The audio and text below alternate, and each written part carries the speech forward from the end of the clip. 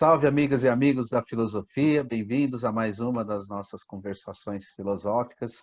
E hoje eu vou conversar com um professor da área de letras, que é o João Guilherme Tairel, que tem uma pesquisa muito interessante, o doutorado dele sobre o Osman Lins, na UFMG. Agora ele está vinculado à USP e está falando de Porto Alegre. Então, obrigado por participar aqui das conversações. Prazer muito grande recebê-lo aqui. Eu vou começar perguntando, se você quiser falar um pouco, por que o Osman Lins e contar um pouco desse autor, até pensando que as pessoas que eventualmente estejam assistindo o vídeo não conheçam bem o autor, né? E aí, se você quiser contar um pouco também da sua relação com ele, depois a gente vai conversando sobre outros assuntos relacionados a isso, a pesquisa mais atual e tal. Obrigado, então, pela presença. Oi, Caio. Queria deixar aqui também, começar com um agradecimento por essa iniciativa, te parabenizar por essa iniciativa fantástica. Assim que você entrou em contato comigo, eu vi até um comentário muito engraçado no Facebook de alguém dizendo que seria esse trabalho que você fez é uma universidade por si só, né? Muita coisa interessante. Te agradeço muito, fico muito honrado e feliz de estar batendo esse papo com você. Então, dou bom dia, boa noite, seja o que for para quem estiver nos assistindo aí, para você também. Eu estudei o Osman Lins entre 2011 e 2015, que foi minha pesquisa de doutorado na UFMG. É um autor... foi muito interessante o meu contato com ele, porque ele foi se dando, foi desabrochando assim, aos poucos, né?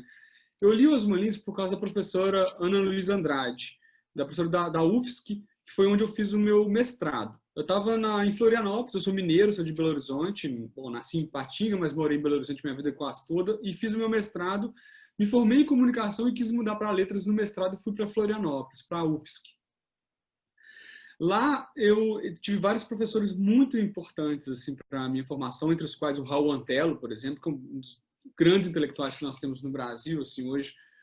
E junto a ele a professora Ana Luísa Andrade, que tem um trabalho importantíssimo, pioneiro sobre o Osman Lins. Tem um trabalho de tradução muito interessante também, traduz a Susan Buck-Morss, por exemplo, que é uma baita pesquisadora na área de política, enfim. E ela um dia deu um conto chamado Um Ponto no Círculo, numa disciplina dela, né? E esse conto, quando eu li ele a primeira vez, foi bem engraçado, assim. Foi difícil de ver o que estava se passando ali, mas ao mesmo tempo tinha uma coisa ornamental, um trabalho estético, formal, impressionante, assim, que me deixou muito instigado. Eu deixei aquilo ali, na época eu trabalhava com o Luiz Rufato, eu fiz uma dissertação sobre o Eles Eram Muitos Cavalos, e na qual chamou atenção ali, principalmente a questão do... Eu tentei trabalhar esse livro como a partir da questão da catástrofe, sabe? Assim, da experiência extrema de catástrofe, da pobreza, da violência, e como isso é traduzido em alguma medida por meio da escrita, né? E tinha uma outra questão que me interessava muito nesse livro, que era a questão da montagem. Eu pensava muito em relação com o cinema, porque é um livro feito de fragmentos, e estava pensando muito a questão da montagem, através do Didi Uberman e muitos outros pensadores. E surgiu para mim o problema do anacronismo. Tá? Foi um problema que estava sendo muito colocado na época, muito trabalhado, sobretudo na UFSC. E eu resolvi, uma questão biográfica, assim, resolvi voltar para Belo Horizonte e fazer o doutorado no UFMG logo depois. E foi quando eu retomei, quando eu estava pensando numa outra pesquisa, eu lembrei do Osman Lins, aquele conto tinha ficado ali, e eu li o Nove Novena, que é um dos livros mais importantes dele, de 1966, que inaugura o Osman Lins que nós vamos conhecer posteriormente, que eu acho que é o Osman Lins assim, mais profícuo em alguma medida, que passa a ser um escritor absolutamente inovador, muito interessante, muito denso, assim, sabe? Muito proveitoso. E aí eu li o Nove Novena e o Avalovara, que é um livro de 1973, que é um romance, o Nove Novena é um livro de contos, são 9 narrativas. Narrativas está escrito na capa, inclusive. Cara, eu vi ali um material muito interessante, assim, sabe? E eu tava com essa coisa do anacronismo, e aí, primeiramente, eu fui trabalhar com Osman Lins e a questão do barroco, que tinha um conto chamado Conto Barroco ou Unidade Tripartita, no Nove Novena, e pensar um pouco disso. Eu abandonei esse tema E aí veio a questão da natureza, assim, sabe? Bom, eu poderia explicar como é que eu passei de uma coisa a outra, daria um pouco de volta, mas aí eu, lendo Osman Lins e vendo o trabalho dele assim bem de perto, e também, ao mesmo tempo, acompanhando algumas discussões, emergiu a questão da natureza, e pensando na natureza de uma forma ampla, ou seja, não somente o mineral, quer dizer, a matéria, o mineral, a vida vegetal e animal, mas a relação entre cultura e natureza de uma forma mais ampla na tradição. E eu vi que o Osman Lins, cara, é um autor que trabalha isso de forma assim absolutamente profícua, assim, sabe, que merecia um olhar. E aí foi basicamente isso, né? Toda essa questão toda, esse imbróglio todo de pesquisa teórica, etc., foi nos anos de 2010, 2011, né? Tem bastante tempo. E aí, eu fui redigir a tese, eu fiquei a UFMG me deu todas as condições necessárias para isso, e redigi minha tese. E também eu acho que ao longo da redação eu fui vendo também que o Osman Lins é um cara muito pouco lido, né? E era engraçado isso, era sempre uma coisa de surpresa. Por quê? Me perguntar por que Osman Lins, né? Eu respondi assim, por que não, né? Mas é isso, eu acho que é um autor que ocupa um lugar meio engraçado, assim, um lugar meio, às vezes, um pouco incômodo. Poucas pessoas conhecem, na verdade, leram. Há um distanciamento que tem razões que a gente pode pensar nela, pode conversar sobre elas. Mas, enfim, acho que talvez por isso também tenha sido um trabalho um tanto solitário, assim, né? Há alguns focos de pesquisa do Osman Lins, como eu citei a professora Ana Luísa, mas eu estava morando em Belo Horizonte, então, bom, ele também é muito lido na Universidade de Brasília, na UNB. A professora Elizabeth Azim tem um grupo de pesquisa imenso sobre ele, tem feito um trabalho já ao longo dos anos muito grande, na Universidade Federal do Maranhão também, na USP, com a professora Sandra Nitrini, mas não deixa de ser um autor que acho que mereceria mais atenção. Não é um autor que é muito lido como outros, né? Assim, como outros da sua época, assim, e cuja obra acho que ainda merece mais desdobramentos, assim, leituras diferentes. Bom, isso se dá por diversas razões, mas basicamente esse é o meu envolvimento, assim. Acho que começou em Florianópolis, depois eu fui se deu de forma mais peculiar em Belo Horizonte, com outras questões, e, bom, basicamente isso. Legal, obrigado por essa fala inicial. E eu queria continuar sobre a sua tese, né? Tem uma questão, tem várias questões, aliás, interessantes, mas você chegou a tocar no ponto na questão da natureza e cultura, e eu sei que você se interessa por a questão animal na obra desse autor. Se você puder falar um pouco mais como que aparece na obra dos Osman Lins isso, que é um tema, né, trabalhado por vários autores da literatura, mas qual a particularidade desse autor no tratamento desse tema?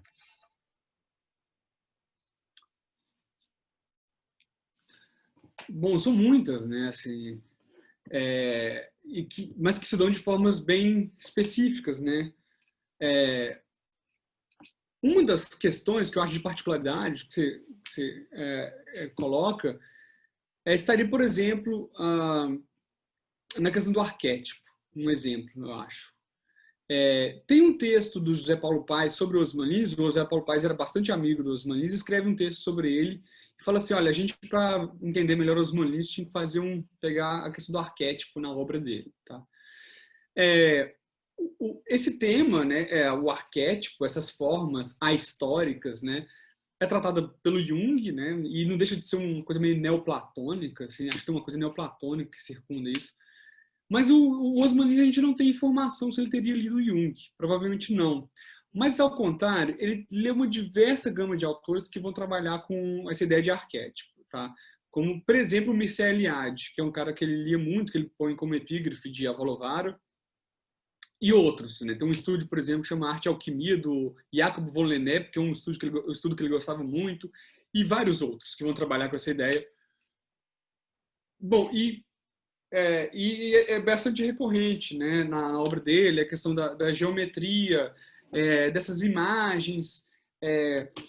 E basicamente você tem o seguinte, assim, o arquétipo, pelo menos comentava no Jung, ele era uma coisa que assegurava a passagem da natureza à cultura, ele assegurava, né? Quando a gente passa para o Mircea Eliade, na verdade a gente vai ter uma outra conformação. Para o Mircea Eliade, os povos originários, eles na verdade eles fazem essa circularidade propositalmente para reinventar a cultura, para reinventar o conjunto dos hábitos, né? E tinha uma coisa muito interessante que eu notava no Osman Lins, porque o Osman Lins é geralmente lido como autor do rigor e da geometria, sabe? Um cara muito racionalista. Mas olhando com mais cuidado a literatura dele, eu estava vendo uma coisa muito interessante. Assim, tinha essas figuras geométricas, tinha um ímpeto de ordenação do real, mas ao mesmo tempo tinha um momento que tudo ali virava do avesso. Tá? E esse momento em que essas coisas viravam do avesso correspondia a algumas coisas, a irrupção de algumas formas, entre as quais as formas animais, vegetais também, e, sobretudo, a sexualidade. Né? E, geralmente, a sexualidade não heteronormativa, por exemplo, assim, aparecia. Né? Então, você tem, geralmente, uma questão de ordenação muito forte, de racionalidade, e, de repente, você tinha um aflorar, e essa ordem ela era transgredida, ela se rompia por alguma razão, e você tinha aí a emergência da sexualidade, da intemperança, para falar, né, bem com a antiguidade clássica. Assim. E isso, na verdade, tem uma função emancipadora na obra dele, em diversas... eu vou citar um exemplo, tem um conto chamado O Pentágono de Han, que é no Nova Novena, né? É interessantíssimo porque trata-se de uma cidade, de uma pequena cidade no interior de Pernambuco, na qual as vidas são apagadas, né? Ou seja, você tem a questão do mundo administrado, da economia, da vida rotineira, e a vida dos personagens são apagadas, e chega uma elefanta trazida por um circo que põe tudo de ponta cabeça. E aí você tem várias coisas acontecem e as personagens mesmo vão dizer que aquilo ali tinha sido um sopro de vida no meio de uma vida apagada, tinha uma erupção ou seja, as pessoas se sentem realmente vivas, emancipadas por causa daquilo ali, e acontecem diversas outras coisas, assim, né? Por exemplo, no Avalovara é a mesma coisa, né? Você tem o Abel, que é o protagonista, que é um escritor, e ele é perseguido por um militar que chama Olavo Ayano, né? E aí você tem a questão da ditadura, um livro que é publicado em pleno AI-5, né? Tá muito colocado. E de repente o Abel com sua amada, ele vai para um tapete ali e tem uma relação pansexual com as formas do tapete, que são animais, se tornam reais e entram naquilo ali.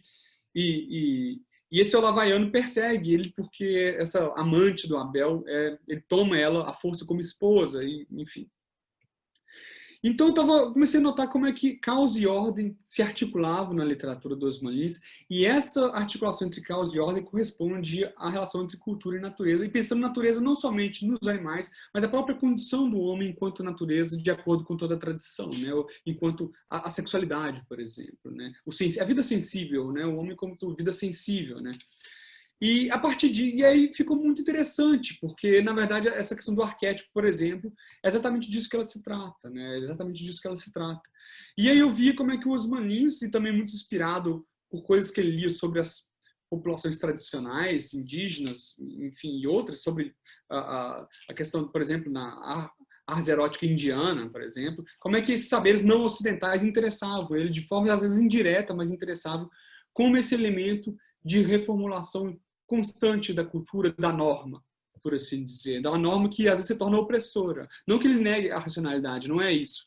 Mas ele nota muito bem como a norma se torna opressora. Eu vou citar um outro conto, que é um conto chamado Noivado, do Nova Novena, que é um noivado infinito, que nunca acaba.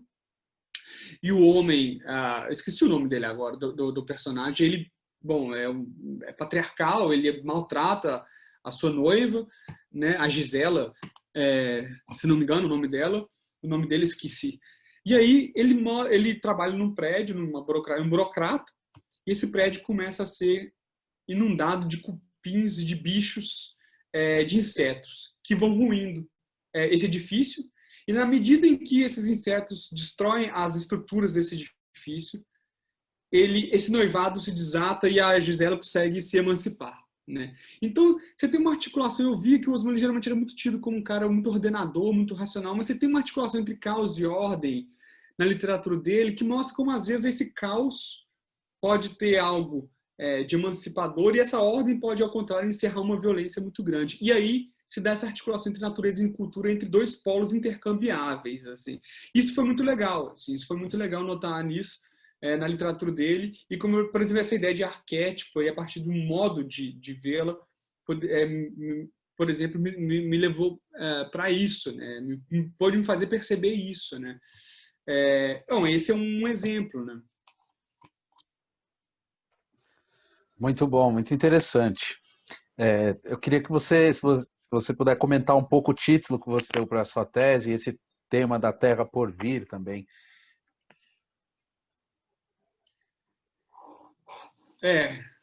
Sim. Bom, quando eu falei de uma economia da natureza, eu pego o termo da oeconomia, como vai tratar alguns teóricos, mas para pensar esse campo da administração, né? Esse campo do gerenciamento da vida, de um mundo administrado, né? E ao contrário, você teria a irrupção de uma terra por vir, né? Eu acho que, bom, tem várias passagens da obra do Ramos que poderia dar, do Osman Lins que poderia dar uma dimensão mais concreta disso, né? Tem um conto interessantíssimo que se chama Achados e Perdidos, ou Perdidos e Achados. De nove novena, em que o pai, o Renato, ele perde seu filho na praia, né? E ao perder o seu filho, ele começa a especular sobre a origem do planeta Terra. É como se a história geológica da Terra e a história e ele, enquanto ser histórico na Recife dos anos 60, 70, produzisse uma interseção ali, é uma espécie de antropoceno osmaniano. É muito interessante esse conto. E aí ele passa a ver a formação do pré-cambriano, do Holoceno e de diversos momentos históricos da formação do planeta Terra, e passa a interceder a história dele justamente pela essa falta do filho. Essa falta do filho põe ele numa vertigem ontológica, por assim dizer. E aí é muito massa, no final do conto, ele vai enumerar diversas construções que são formas da gente. E aí ele foca nessa imagem do litoral, que é um espaço limiar, né? Ele foca muito, ele disserta muito sobre essa figura do litoral. Lembrando que tem um texto do Lacan muito bonito, né, sobre o litoral, que ele vai falar uma coisa muito parecida desse espaço limiar, né? E o Osman Lins vai ficar horas nesse texto, linhas, né? Falando sobre essa figura do litoral, como interseção, né? E fala desses animais que habitam esse espaço. E ele vai falar da população do Recife, um pouco como isso, né? A gente vive a gente não sabe se a gente é bicho ou se a gente é homem, se a gente é peixe ou se é homem, né? E é interessante porque, na verdade, uma das hipóteses do conto é que o filho desse cara que se perde teria sumido no mar ou virado alguma figura entre o mar e a terra, uma coisa que deixa solta, né? E aí, ao fim do conto, ele vai enumerar diversas construções, pontes, edifícios e tal, que são formas, não deixam de ser formas da gente tentar um pouco limitar, de limitar e de administrar esse devir que é próprio da natureza, tão bem matizado pela figura do litoral, né? Então ele vai dizer assim: para livrar de ser peixe, construímos pontes, edifícios, etc, etc, uma coisa assim. Então ele vai falar justamente do homem como uma condição híbrida, assim, né? Da natureza e cultura como algo intercambiável.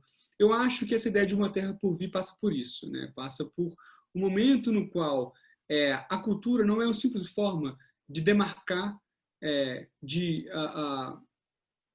tornar sensata para a gente a profusão dos seres e das coisas, para falar com Foucault das palavras e das coisas, né? Ou seja, de delimitar historicamente, ou ir no limite de domesticar o mundo, né? De tornar sensato para a gente essas coisas que estão aí que a gente não sabe, né? De onde elas vieram, a que data elas pertencem, porque isso são criações humanas, né? E eu acho que o conto fala um pouco disso, dessa zona linear, né? Ou seja, dessa coisa também que não é um simples caos, não é um simples a gente se imergir no caos e recusar o saber, né?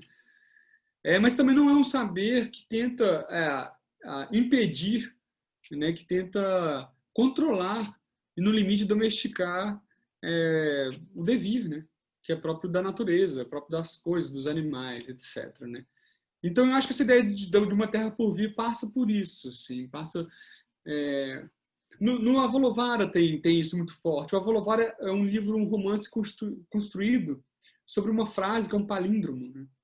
E essa frase, a tradução que o Osman Lins oferece para a gente dela, seria a charrua mantém a... Putz, agora me deu um branco aqui, mas é algo mais ou menos assim, né? Mantém a plantação, o mundo em órbita e a plantação nos sulcos, né? Mantém a charrua nos sulcos, né? Que é esse elemento de ordenação da terra, né? De tornar a terra arável, né? E ao mesmo tempo, quando ele estava falando um pouco disso, você vai ver que tem um princípio de reversibilidade ali, que essa charrua sai dos sulcos e, e a natureza irrompe, e isso se quebra, né? O Antônio Cândido, no texto que o Osman Lins, quando ele escreve a Volovara, ele pede para o Bose, Alfredo Bose, escrever uma introdução, e o Bose ele diz que acha um livro muito difícil e passa a tarefa. E o Cândido escreve um texto muito, muito legal, muito legal. E o texto, o Cândido diz o seguinte: esse livro ele tem um princípio de ordenação, etc, etc, mas há um princípio de reversibilidade, né? Esse homem, de repente, ele pode ser uma mulher, porque o Abel ele tem uma relação ativa e passiva, uma relação sexual ativa e passiva com suas parceiras são quase todas hermafroditas. Então ele vai ser um homem que pode se tornar uma mulher, e ao mesmo tempo uma ordem que pode... tem sempre um princípio de reversibilidade que o Osman Lins coloca na obra dele. E aí o Cândido joga para o leitor, fala que o leitor deve se munir de um espírito das partes do todo para poder tentar ordenar aquilo ali, né? Então acho que essa ideia de A Terra por Vir passa um pouco por isso, né? Assim, é uma coisa potencial, porque é uma coisa que pode ser, a qualquer momento ela pode mudar, se transformar, né? Assim, não é um puro caos, acho que isso que é legal de dizer, por isso que essa ideia do porvir, assim. Uhum. É que me evocou já o Blanchot, né? O Livro por Vir. Eu fiquei pensando essa ideia da espera, da literatura como construção do espaço literário como espera. Mas eu queria te perguntar duas outras coisas antes de pedir para você falar de outras pesquisas suas, ainda sobre a sua tese, né? A primeira é que você também estabelece relações com outros filósofos, né? Como, por exemplo, o Husserl e a fenomenologia, que eu queria ouvir mais como que você pensa essa relação. E o que me chamou a atenção também foi como você fala do Nouveau Roman, aqueles autores mais formalistas da França e tal. Para você falar um pouco sobre isso, né? Você falou do arquétipo do Jung e também da questão da relação natureza-cultura, uma coisa muito discutida na filosofia, né? O Husserl mesmo tem uma elaboração sobre o que seria esse transcendental, né? O de direito humano e tal.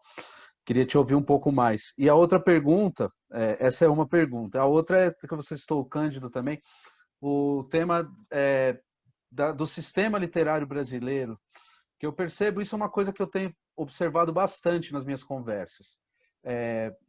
A filosofia ainda não chegou nesse estágio em que os filósofos, quem trabalha com filosofia, saiba que ele pertence a uma cultura filosófica própria, né?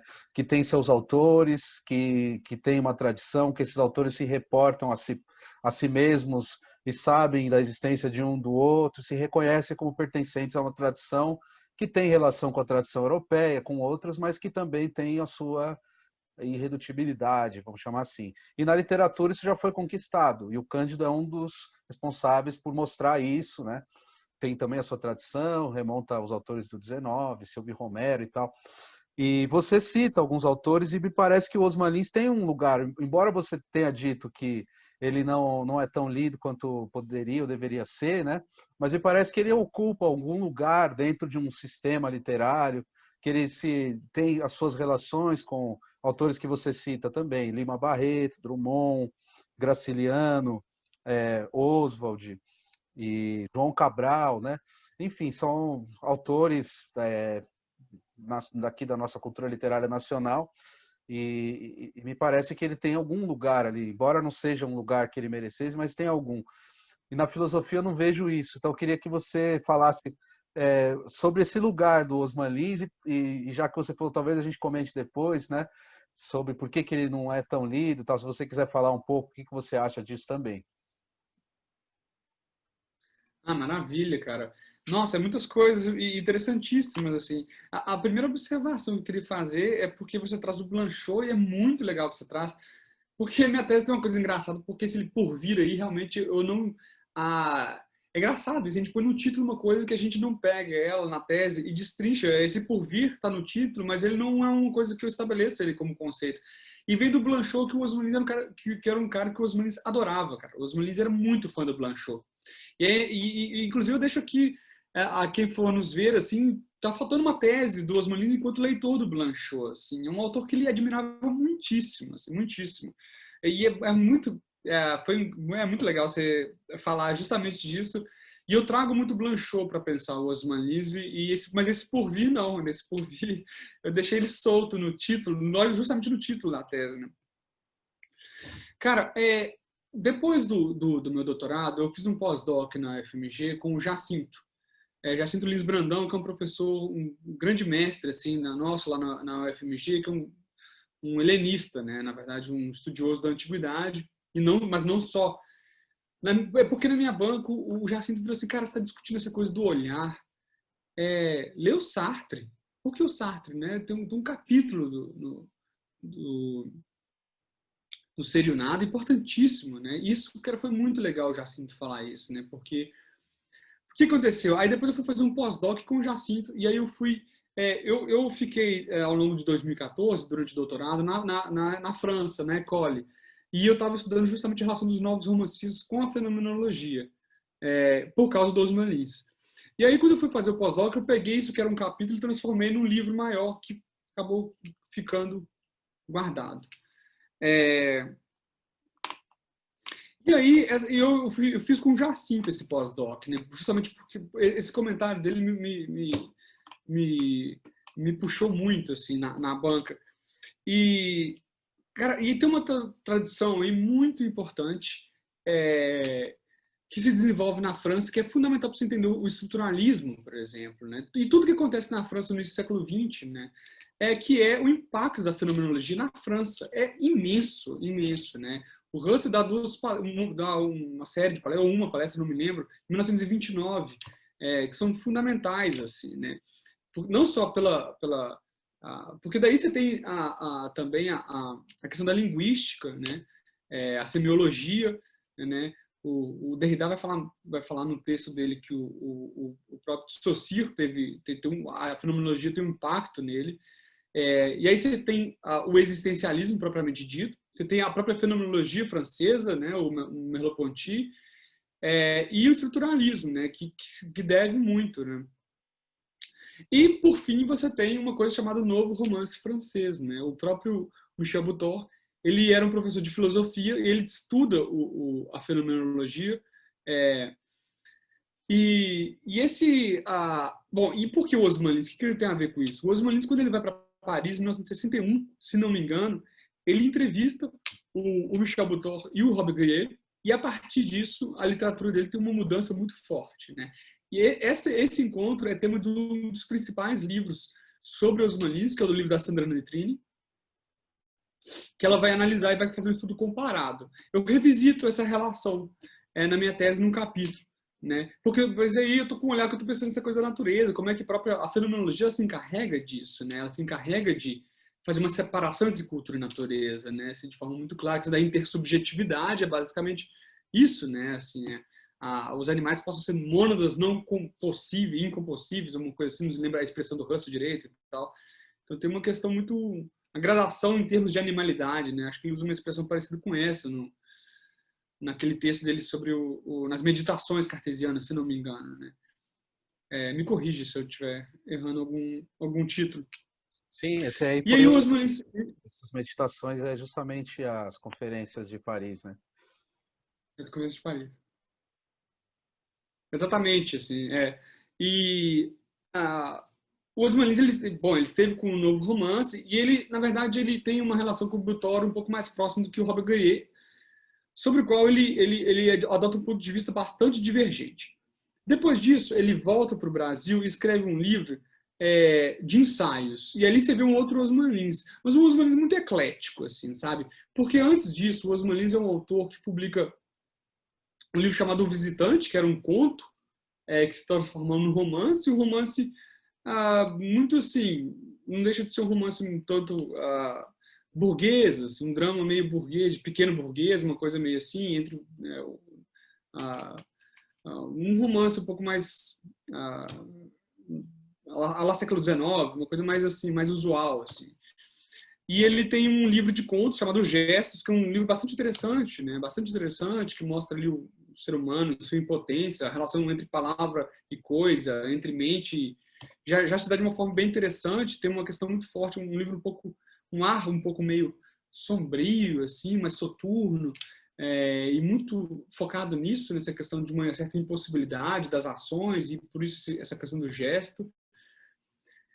E ele publica depois um livro chamado O Fiel e a Pedra, que ele vai ter uma relação com a Eneida, do Virgílio, e ao mesmo tempo também o livro que se passa no sertão nordestino, tem um diálogo muito peculiar com uma tradição mais localista, de romance, assim, regionalista e tal. Assim. E aí, depois dessa visita dele a Paris, depois desses 6 meses em Paris, 6 meses ou um ano, não me lembro, ele vai e escreve o Nova Novena em 66. Então, esse contato com o novo romance, ele gera uma mudança profunda na literatura do Osman Lins. Então, não necessariamente que ele vai aderir ao novo romance, de jeito nenhum, na minha posição, mas tem temas ali que são temas típicos do novo romance. E o maior exemplo deles é um conto que chama O Ponto no Círculo, no qual tem uma mulher que é caracterizada pela sua inconstância, que deixa próximo aos animais, os animais do rio Nilo são inconstantes, e um homem que tem um olho de vidro.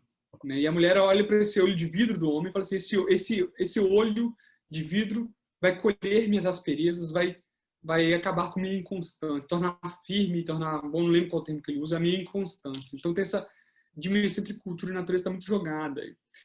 Um dos nomes que leva à escola do novo romance francês é da escola do olhar. Né?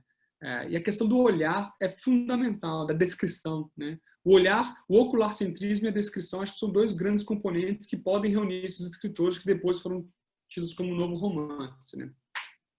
Bom, quando eu escrevo esse texto desse pós-doc, a minha ideia ali era mostrar como é que a fenomenologia foi fundamental. Mas isso não é uma ideia minha. Né? Tem um crítico que chama o Renato Barilli, que no congresso sobre o novo romance, que é realizado depois, né, esses livros do novo romance que Osman Lins lê e que se dá aquilo que se chama de novo romance, propriamente dito, são escritos ao longo dos anos 50. Tá?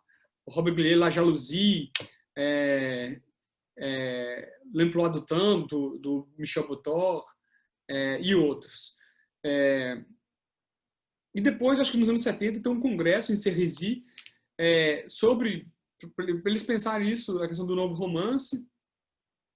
E tem um crítico, que é o Renato Barilli, que ele vai falar assim, ele vai chamar de romance fenomenológico, tá? O novo romance. E o Robert Greene não discorda disso, né? E aí, bom, então, assim, essa primeira pergunta que você coloca sobre o Russell, ela se dá aí, tá? Então, eu vou pensar muito, o Osman Lins, eu acho que ele se torna um crítico dessa questão. Ele faz figurar nesse conto, por exemplo, esse olhar, que ele fala que não é um olhar sensível, assim, ele é um olhar que simplesmente contempla assim, o eterno das coisas. Esse olho de vidro desse cara. Olha que interessante, né? Isso tem uma... Bom, aí não tem como, né? Você não olhar para aquela tradição que se coloca ali, a importância da descrição, o modo como isso vai ser trabalhado no novo romance, porque quando você tem esses romances, principalmente do Robert Greene, é basicamente isso, são descrições exatas, impassíveis, né? A descrição ali é fundamental, tem um ocularcentrismo muito forte, e muitos críticos vão colocar isso muito na conta de uma certa influência da fenomenologia e o modo pelo qual ela se manifesta na França, especificamente. Bom, eu vou colocar o Osman Lins como alguém que se posiciona de forma crítica a essa tradução, mas é uma leitura minha. Outras pessoas vão ler diferente, né? Outras pessoas vão ler o Osman Lins como um Osman Lins racionalista, da escrita como um modo de apreender o mundo, sabe? E eu vou, particularmente, entender como é que ele se posiciona de forma crítica. Por quê? Nesse ponto especificamente, um ponto no ciclo, acho que lá ali a gente tem que colocar esse problema de forma bem concreta. O que acontece? Começa-se o conto contemplando uma obra de arte. Né? Ela vê um quadro da Ana de Áustria, ela foi contemplando aquele quadro. E ela vê esse cara, essa mulher. Esse conto é basicamente o encontro dos dois por uma relação sexual amorosa num quarto numa pensão em Recife, eles se encontram, a gente não sabe por quê. Eles têm uma relação sexual que é ao mesmo tempo uma dança, tá? Ela olha para esse cara e fala assim, esse cara vai colher minhas asperezas, aquilo que eu tenho de inconstante, de mutável. Assim, que por sua vez é o que coloca ela em situação de semelhança aos animais, né? Um aspecto constante, mutável, devir, né? Ela não tem um ser, né? Ela é uma coisa que está em devir, assim como a natureza. E esse olho de vidro é o que traria isso, que esse olho de vidro só contempla as formas ideais. É algo assim que se diz no conto. E o conto termina com uma dança no qual o olho ali, o oculocentrismo é extirpado e faz uma descrição das sensações corpóreas. A questão tátil se eleva em detrimento do olhar. Lembrando que o Platão, né, na República, ele fala do olho como algo superior em relação aos outros sentidos, né? Vai ter uma passagem longa do Platão sobre isso. O próprio Aristóteles, na Ética Nicômaco, coloca, né, enfim, o tato, o paladar como sentidos mais baixos, né? E, ou seja, na verdade é um conto que eles começam contemplando uma obra e se torna uma obra de arte ao fim. É absolutamente dionisíaco, né? O modo como se encerra esse conto, porque eles estão numa relação sexual e numa dança, né? Que se termina de forma absolutamente voluptuosa e excessiva, né? Bom, eu acho que essa é a solução que o Osman Lins dá para esse problema todo, assim, né? E o modo como ele se coloca em relação ao novo romance. Uma das minhas teses é que também esse dionisíaco dele tem uma questão antropológica que atravessa. Ele lia os cronistas, como eu disse, ele lia o Mircea Eliade e tal, esse pessoal. Mas eu leio o Osman Lins como um Osman Lins dionisíaco. Essa é a minha leitura particular. Algumas pessoas vão discordar disso, né? Então eu acho que essa relação com a questão do novo romance se dá por aí, né? Sobretudo como o novo romance, especialmente o Alain Robbe-Grillet, nos anos 50, né? Que você tem uma questão da impassibilidade, da descrição exata, da clareza absoluta, muito exacerbada, né? Assim, uma hipertrofia da visão, uma hipertrofia da descrição e de uma descrição dos fenômenos. Eu acho que passa muito por ali, tá? Eu não dizendo que o romance seja a aplicação da fenomenologia, não é isso, mas tem um impacto imenso, imenso, tá? O Renato Barilli vai chamar de romance fenomenológico. Então passa muito por aí a relação com essa questão do Russell, etc., né? Assim, pela literatura, né? Tem só para citar um poeta importantíssimo, né, que é o Raymond Roussel, que o Robert Grillet faz uma leitura dele muito racionalista, né? Ele tem um conto, um poema lindo que se chama La Vue, que seria, bom, a vista, a mirada, mas a paisagem também, enfim, que ele descreve a imagem de uma paisagem que se reflete na bola, na ponta de uma caneta, né? E é muito lindo. Ele vai descrevendo isso, tem uma descrição um tanto exata dessa. É um poeta do início do século XX, está nessa passagem também. Mas no final do conto, no final do poema, a tinta se solta e borra essa imagem. E aí você tem o sujeito e o objeto, o sujeito observador e aquilo que se observa se misturam. O Robert Grillet, quando ele faz uma crítica a esse poema, ele esquece dessa parte. Ele só fica com a primeira parte, né? Eu acho que o Osman Lins é um cara que gostaria bastante dessa última parte. É basicamente isso que eu coloco, assim, né? Acho que tem um Osman Lins dionisíaco e muito forte, muito importante. E também um Osman Lins histórico, tá? Voltando para esse livro O Guerra Sem Testemunhos, que é o livro dos anos 60, que ele publica, esse livro de ensaios, quando ele volta da França, ele vai citar, ele vai fazer um arcabouço bastante heterogêneo de autores, Blanchot, Sartre, cita o Sartre, e ele vai citar um outro autor que é o Trotsky. Ele vai citar o Trotsky, é muito massa, muito legal isso, né? Então o Osman Lins, ao mesmo tempo, tem essa dimensão de Nietzscheana que eu coloquei, e ao mesmo tempo um cara muito preocupado com a história, tá? Ele vai fazer uma crítica ao Borges, ele vai falar assim, o Borges é um cara muito... O Borges é um cara que ignora a história, lógico, assim, você tem essa questão do peronismo, o modo como o Borges vai se posicionar. O Osman Lins é um cara bastante engajado que é uma face dele também que merece ser posta em relevo, assim, e ele cita o Trotsky e o Trotsky falando que do literatura e revolução, né, da literatura como algo que modifica as estruturas, modifica o próprio Estado, né, as estruturas que são dadas, que são feitas para conservar, né? Bom, é isso, assim. E aí o Osman Lins na tradição, assim, sim, eu acho que o Osman Lins, ele propositalmente faz esse movimento, tá? No Nove Novena, ele vai citar, na epígrafe, o engenheiro do João Cabral de Melo Neto, tá? Uma parte um poema, um trecho do poema O Engenheiro. E aí ele busca uma filiação muito explícita, né? Bom, aí tem uma questão muito interessante, que é a leitura do João Cabral de Melo Neto, que faz o Osman Lins, e a literatura que nós podemos fazer do João Cabral de Melo Neto e do Osman Lins. E na tese eu proponho uma leitura do João Cabral de Melo Neto e do Drummond a partir do Osman Lins, né? Eu acho que também na poesia do João Cabral há um par engenharia-bricolagem. Tá? O Osman Lins, por exemplo, cita o Pensamento Selvagem do Lévi-Strauss no Rainha dos Cáceres da Grécia, que é um livro dele de 1976, o último livro dele. Tá? Ele vai citar o livro do Lévi-Strauss, ele leu, sabe, ele sabe dessa questão do pensamento selvagem. E ele cita, e aí eu posso propor que talvez ele cite um tanto ironicamente. Por quê? Ele cita um trecho do João Cabral de Melo Neto, que é o engenheiro vê as coisas claras, uma coisa assim, né? Cito de cabeça. Só que você tem esse conto chamado Noivado, que eu citei para você, que é basicamente um prédio ruindo. E à medida que esse prédio cai, uma mulher se emancipa de uma relação de violência machista, né? Então você tem um par engenharia bricolagem que está posto, tá? Ele não é, eu particularmente não leio como um mero elogio, uma mera adesão à engenharia, né? A ideia, ao construtivismo, né? E eu acho que também o Osman Lins pode caçar isso na poesia do João Cabral de Melo Neto. Eu vou citar um exemplo muito claro, que é um poema do Quaderno.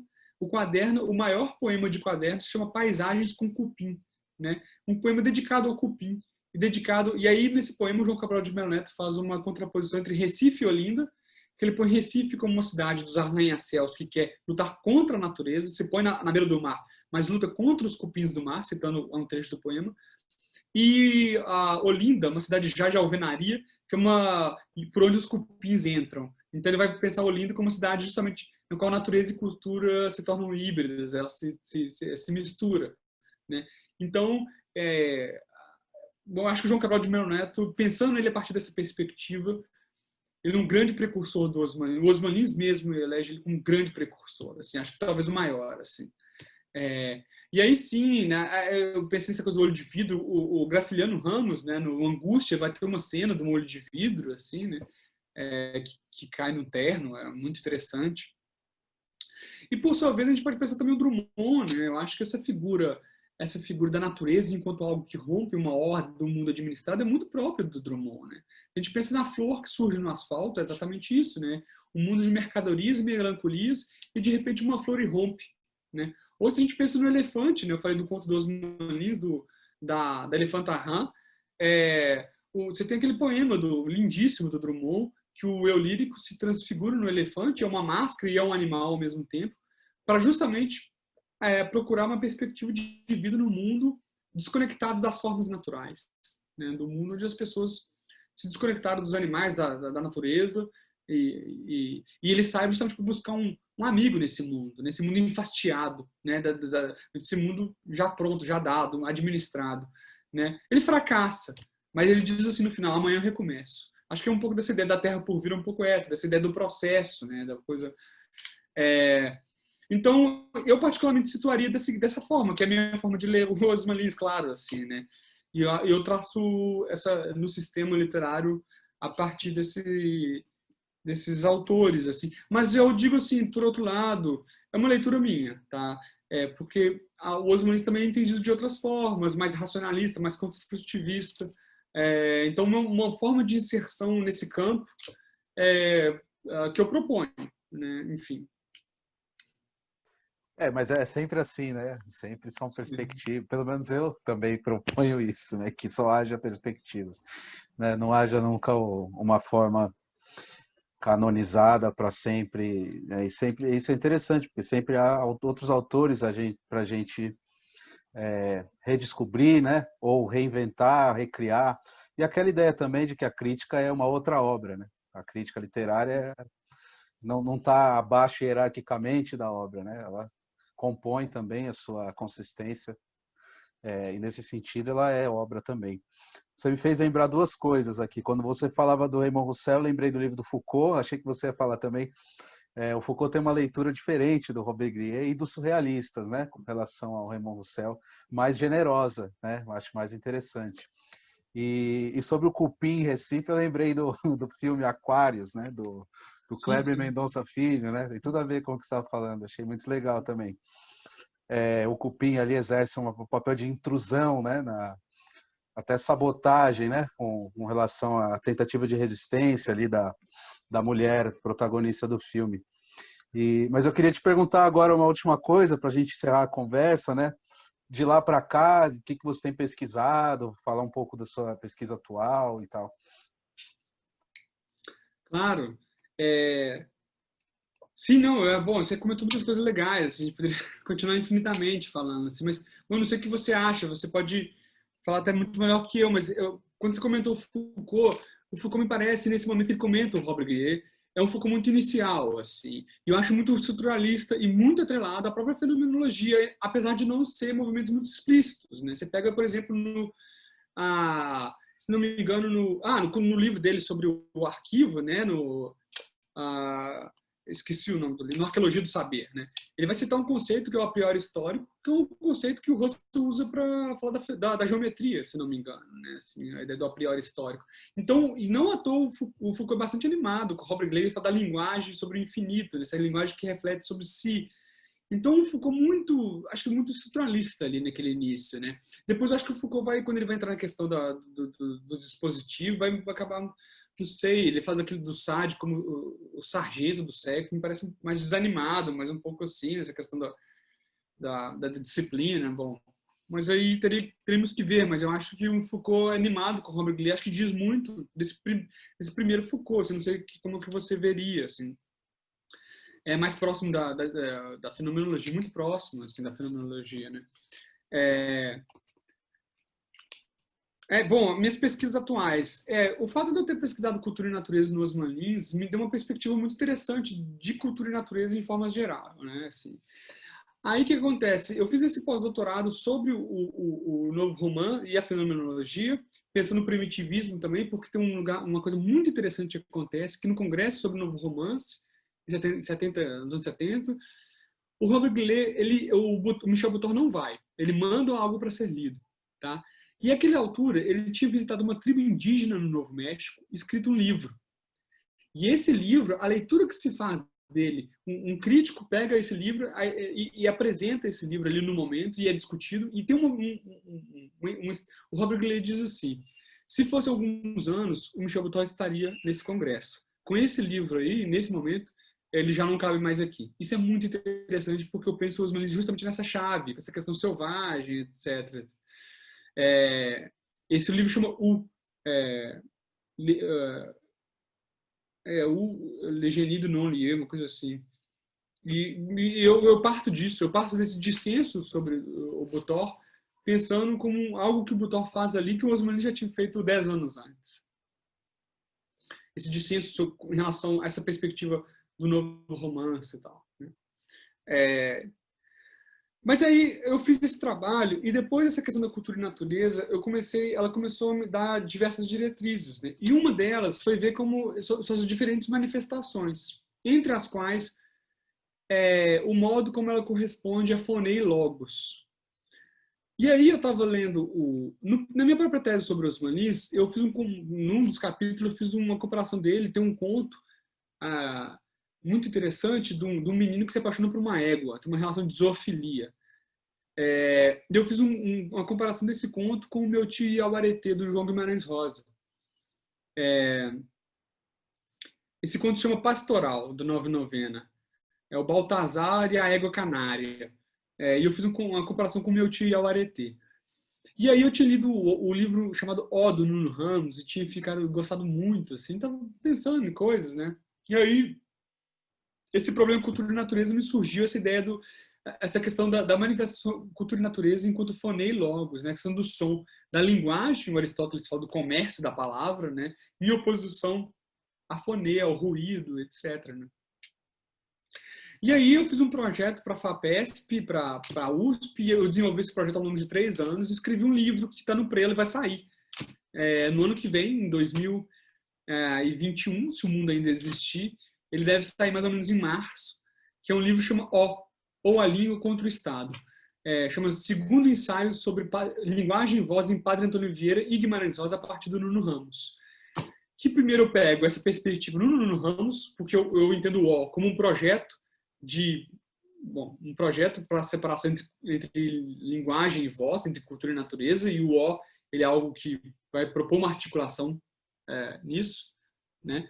Vai propor uma articulação, essa separação entre linguagem e voz, e isso é conscientemente trabalhado no texto, porque também o Nuno Ramos tem uma formação em filosofia, isso é muito interessante. Aí eu pego um sermão do Padre Antônio Vieira, e aí volta a coisa do barroco, que eu tinha abandonado. Eu ia trabalhar com os Malins Barroco lá em 2010 e abandonei, e aí agora voltou o barroco, que é o Padre Antônio Vieira num sermão chamado Nossa Senhora do Ó, de 1640, se não me engano. E aí o Padre Antônio Vieira vai propor uma articulação por meio do O, da expressão O, né? E aí, aí eu faço uma comparação entre os dois e mostro como é que o Nuno Ramos inverte o esquema do Vieira.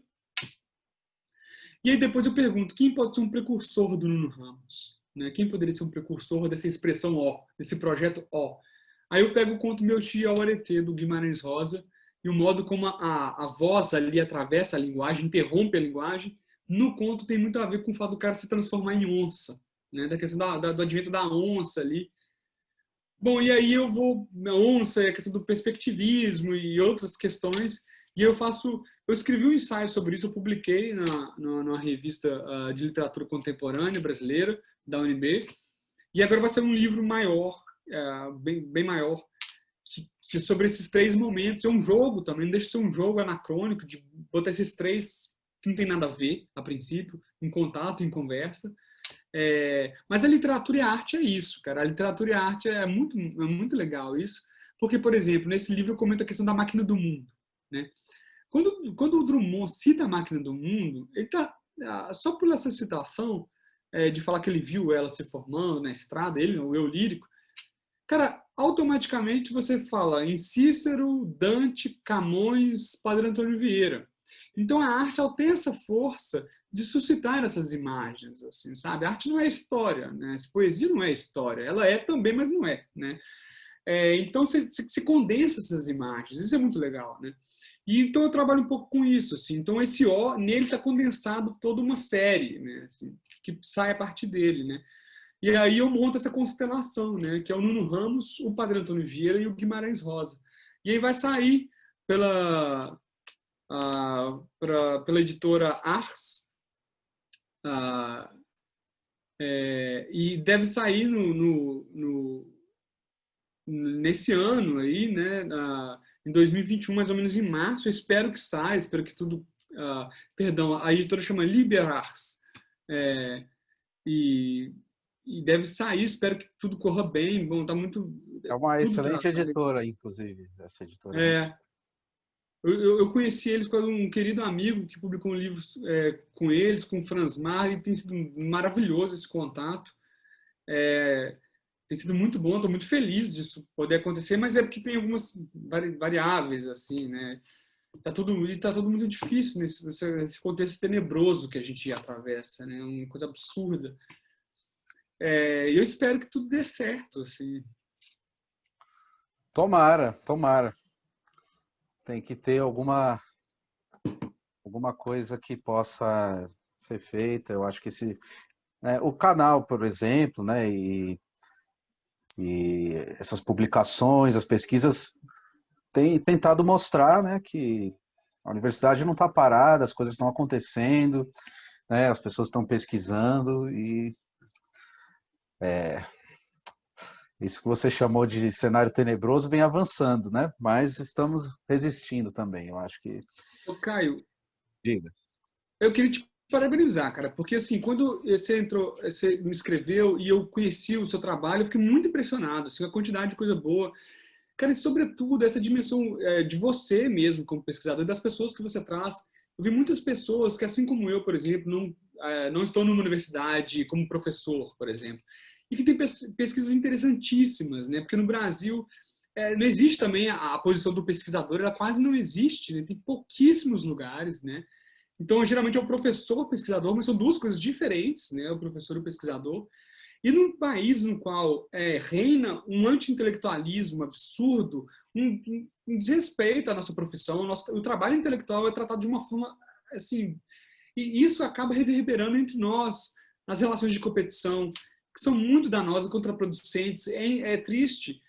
E, cara, e esse canal seu, esse tanto de gente que eu conheci através do seu canal, de pessoas também que são pesquisadores, estão batalhando para trabalhar com trabalho intelectual, que é uma coisa fundamental, cara, que não existe nada sem isso, não existe país sem isso, não existe nada.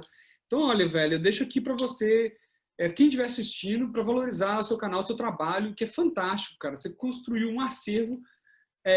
Foi um prazer para me conhecer o seu trabalho, assim, na verdade. Eu fiquei falando que você pediu para falar do meu trabalho, mas que fica aqui registrado, assim, que trabalho fantástico, assim, e vida longuíssima, viu? Vida longuíssima. Muito obrigado, agradeço imensamente aí pelas palavras e por ter compartilhado também comigo e com as pessoas que vão assistir o vídeo um pouco da sua pesquisa. Espero que possa continuar também aí nessa batalha, né, por um cargo universitário, que a gente sabe como é difícil no nosso país também, mas tenho certeza que isso vai passar, pelo menos essa fase mais aguda dessa crise vai passar.